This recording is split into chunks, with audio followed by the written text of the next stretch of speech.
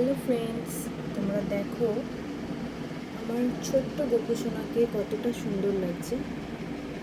তোমাদের যদি সত্যি আমার গপুকে ভালো লেগে থাকে এবং সুন্দর লেগে থাকে তো তোমরা অবশ্যই কমেন্ট করবে এবং লাইক করবে আমার গপুকে, যদি তোমরা ভালোবেসে থাকো।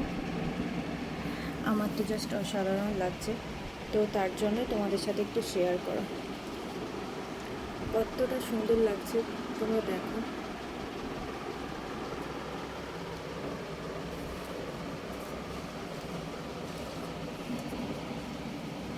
পুরো সবটাই তোমাদের সাথে শেয়ার করছি, আমি কীভাবে আমার গপুকে সাজাই।